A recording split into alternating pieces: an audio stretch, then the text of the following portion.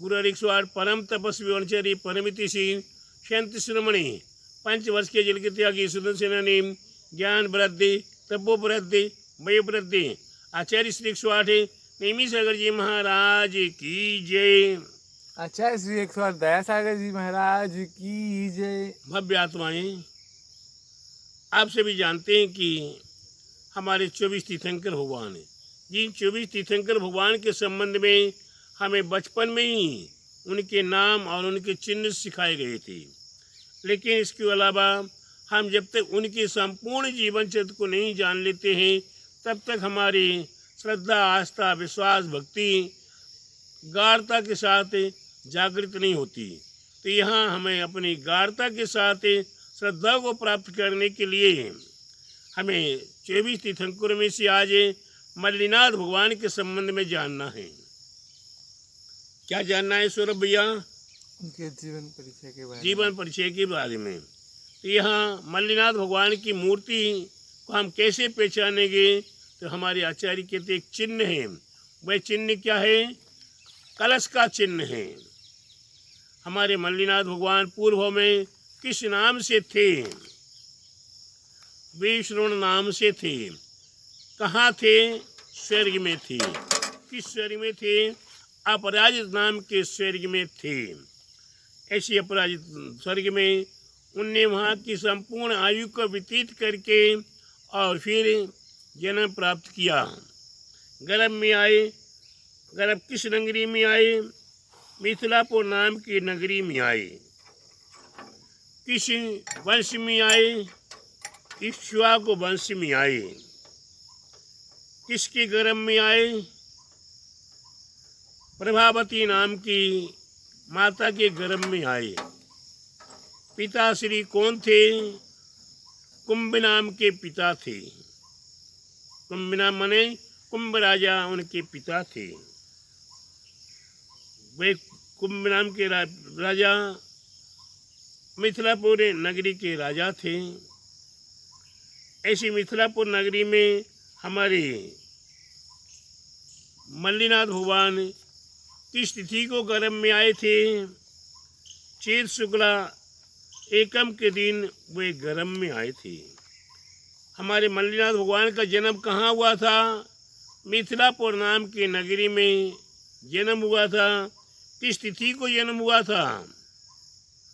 वही मगशी शुक्ला एकादशी का दिन था। उस दिन हमारे मल्लिनाथ प्रभु का जन्म हुआ था। मल्लिनाथ भगवान की आयु क्या थी? 55,000 वर्ष की आयु थी। हमारे मल्लिनाथ भगवान की ऊंचाई कितनी थी? 25 धनुष है। आपको याद है भगवान बाहुबली की ऊंचाई कितनी? 525 है।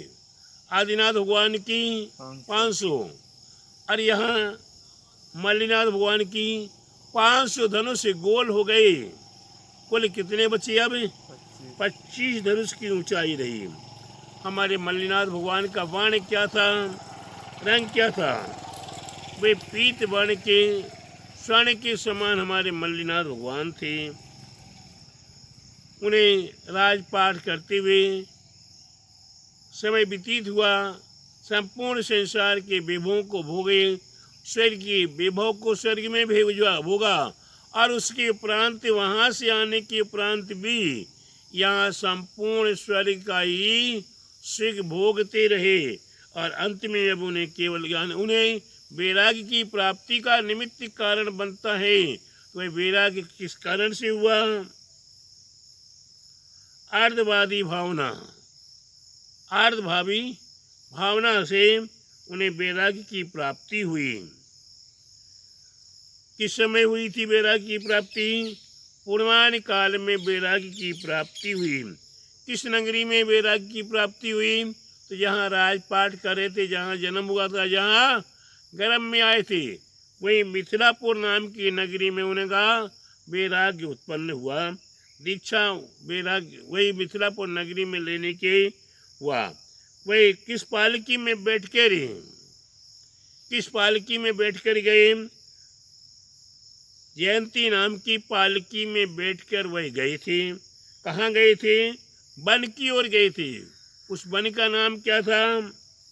श्वेत वन। और श्वेत वन में जाकर किस वृक्ष के नीचे बैठे थे?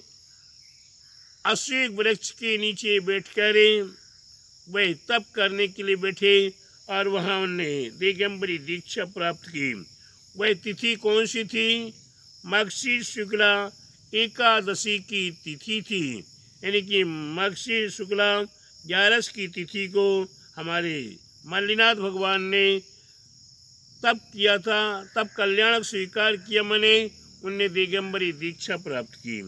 दिगंबरी दीक्षा प्राप्त कर लेने के उपरांत कितने उपवास करके वह ध्यान लीन हुए?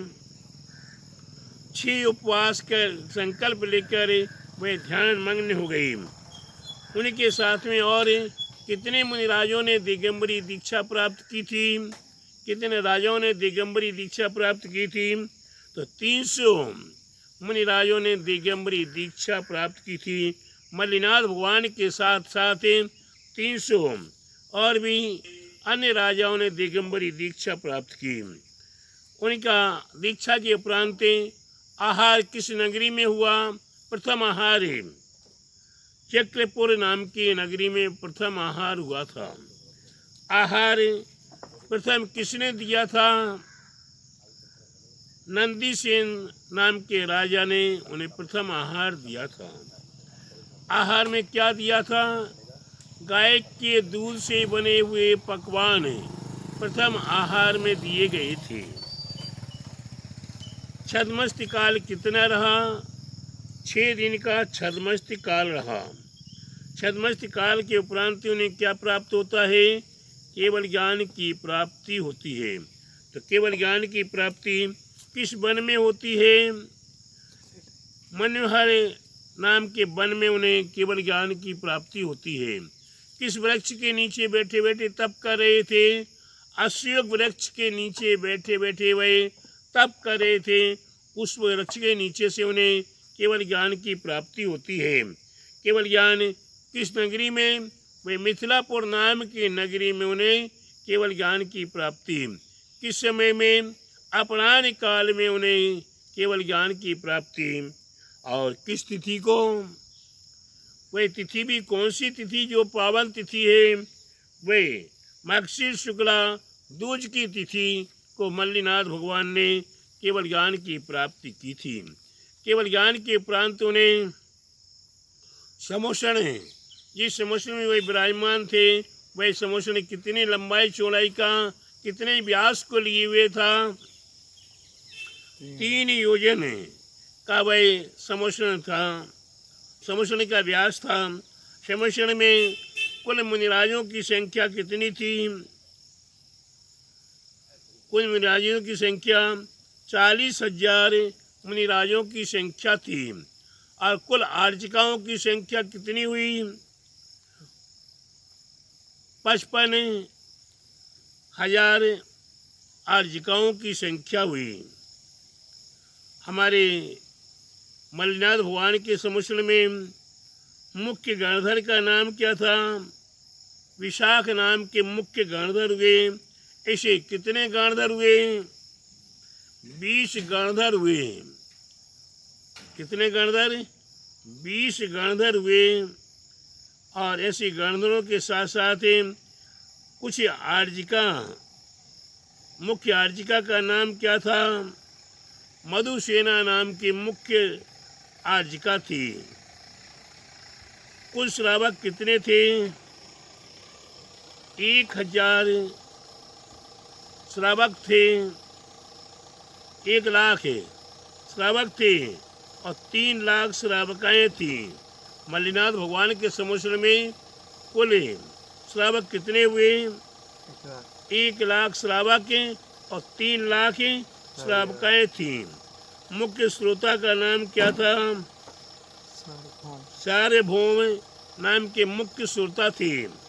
ऐसे हमारे भगवान मल्लिनाथ के समोषण में मुख्य श्रोता हुए। इसके उपरांत मल्लिनाथ भगवान ने जब निर्वाण की प्राप्ति की, उससे पूरे कितने उपवास किए? तो तो 3 उपवास किए थे। मल्लिनाथ भगवान के समोषण से कितने यतियों ने निर्वाण प्राप्त किया? 28,800 मुनिराजों ने निर्वाण प्राप्त किया था। अनवद्य केवली कितने हुए? केवली तो है ही है, लेकिन क्रमशः लगातार कितने केवली हुए?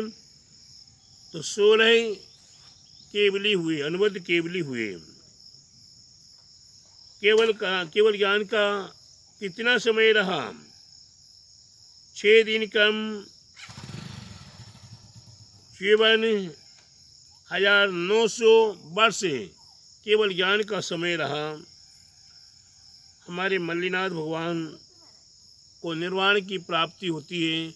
किस समय में निर्वाण की प्राप्ति होती है? अपराह्न काल में निर्वाण की प्राप्ति। मल्लिनाथ भगवान कहाँ से निर्वाण को प्राप्त हुए? संवेदाचल शिखर से, संवेद शिखर से वे निर्वाण को प्राप्त होते हैं। उस कूट का नाम क्या था? संबल कूट था। वहाँ से मल्लिनाथ भगवान ने निर्वाण प्राप्त किया। निर्वाण प्राप्ति किस तिथि को किया था? फागुन कृष्णा पंचमी के दिन मल्लिनाथ प्रभु ने निर्वाण प्राप्त किया था, मोक्ष गए थे। फिर वापस नहीं आए, ध्यान रखिएगा। गए थे, वापस आ जाए नहीं। मल्लिनाथ भगवान को निर्वाण की प्राप्ति किस तिथि को? फागुन कृष्णा पंचमी के दिन केवल ज्ञान के उपरांत निर्वाण की प्राप्ति हो गई। अब और अन्य मोक्ष जाने वालों की संख्या साथ में कितने मोक्ष गए? तो 500 और अन्य महामुनिराजों ने निर्वाण प्राप्त किया था। कितने समय में वो योग निवृत्ति काल में रहे? 1 मास पूर्व निवृत्ति काल रहा। मोक्ष जाते समय कौन सा आसन था? ये मल्लिनाथ भगवान का निर्वाण हुआ, उस समय किस आसन में वह ध्यान लीन थे? खड़ग आसन में वह ध्यान लीन थे। इसी मल्लिनाथ भगवान के समोषण में मल्लिनाथ भगवान के काल में कोई चक्रवर्ती हुए, पद्म नाम के चक्रवर्ती हुए। नारायण हुए, हाँ, नारायण का क्या नाम है? नंदी मित्र नाम के नारायण हुए। प्रतिनारायण पुष्पदंत नाम के नारायण हुए। प्रतिनारायण प्रहण नाम के प्रतिनारायण हुए। रुद्र नहीं हुए। मल्लिनाथ के काल में रुद्र नहीं हुए। मल्लिनाथ भगवान के समोषण में मुख्य यक्ष और यक्षिणी कौन थे? यक्ष बरो नाम की यक्ष थे और अपराजिता नाम की यक्षिणी थी। इस प्रकार से मल्लिनाथ भगवान के समोषण में यक्ष और यक्षिणी थे। मल्लिनाथ भगवान ने कोई विशेष पद प्राप्त किया? हाँ, कौन सा पद प्राप्त किया? बाल ब्रह्मचारी पद का विशेष पद प्राप्त किया। ये अखंड बाल ब्रह्मचारी रहे। ऐसे हमारे मल्लिनाथ भगवान को हमें कोटि कोटि नमन करते हैं, वंदन करते हैं। साथ ही साथ मल्लिनाथ भगवान के प्रभाव से हमें क्या और भी प्राप्त हुआ करता है? तो मल्लिनाथ भगवान के माध्यम से हमें वे हमारे पूर्व आचार्यों ने बताया है। इस जैन धर्म की रहस्यमय नाम की गुप्त विद्या ग्रंथ में वही रहस्य बताया हुआ है।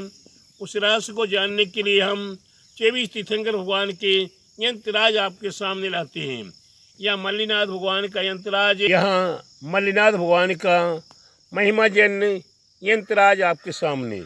इस यंत्रराज में विशेष बीजाक्षर और उस बीजाक्षर के साथ में विशेष रिद्धि और मंत्र समावेश हैं। ऐसे रिद्धि मंत्र को समावेश है हमारे पूर्व आचार्यों ने यंत्र के रूप में तैयार करके प्रस्तुत किया है।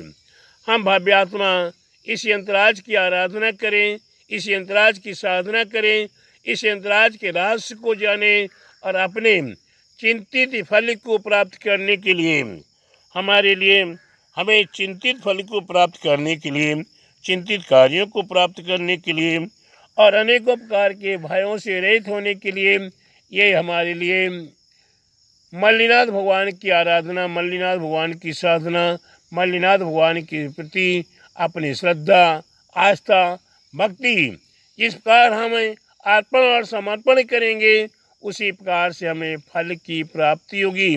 मल्लिनाथ भगवान तो सिद्धशिला में विराजमान हैं, लेकिन मल्लिनाथ भगवान के भक्त यक्ष यक्षिणी अनेकों हुआ करते हैं। ऐसे मल्लिनाथ भगवान की मूर्तियों के पास भी अनेकों यक्ष यक्षिणी हुआ करते हैं, देवी देवता हुआ करते हैं जो जिनालय में आया करते हैं। हम जब मल्लिनाथ भगवान की आराधना करते हैं तो हमें मल्लिनाथ भगवान कुछ नहीं देते। मल्लिनाथ की आराधना करने से तो आपको वैराग्य की प्राप्ति है, लेकिन संसार में हमारे दुख दूर हों और सुखों की प्राप्ति हो उसके लिए हमारे लिए जो मल्लिनाथ भगवान की यक्ष यक्षिणी उन्हीं की सेवा में तत्पर देवी देवता होते हैं, वे अनेकों प्रकार से शुभ और अशुभ करने में समर्थ होते हैं। जब मल्लिनाथ भगवान की हम आराधना करेंगे तो हमारे प्रति वे देवी देवता प्रसन्न होते हैं और हमारे अशुभ कर्मों का नाश करते हैं, अशुभ कार्यों का नाश करते हैं, संकटों को हर लेते हैं और हमारे मन चिंतित फलों को प्रदान करने में समर्थ होते हैं। ऐसे हम मल्लिनाथ भगवान की आराधना करें, यंत्रराज की साधना करें और अपने जीवन को सार्थक करें। ऐसे हमारे मल्लिनाथ भगवान के जीवन की गाथाएं हम आपको बताए हैं। आगे इसी प्रकार से और भी बताने का प्रयास किया जाएगा। हमारे आगे मनीषनाथ भगवान आएंगे और महावीर पर्यंत 24 तीर्थंकर होंगे। इनकी आराधना, इनकी भक्ति, इनकी सेवा हमें निरंतर करते रहनी है। अपने जीवन को सार्थक करने के लिए हम भगवान मल्लिनाथ की आराधना करते हैं। साथ ही साथ मल्लिनाथ भगवान के साथ साथ आचार्य श्री 108 परम तपस्वी ब्रह्मचारी परमतिषि संत शिरोमणि वर्ष के जल के त्यागी सुंदर सेनानी ज्ञान वृद्धि तपो वृद्धि वयो वृद्धि आचार्य श्री 108 नेमी सागर जी महाराज जी अपने आप में वयोवृद्धि अपार आयु को प्राप्त करें। इनने अपने आप के देह को त्याग करे, अपनी आत्म साधना में लीन हुए। ऐसे हम मल्लिनाथ भगवान के लिए श्री 1008 मल्लिनाथ भगवान की जय। श्री तीक्षित नेमीगिरी नेमी नगारी की जय।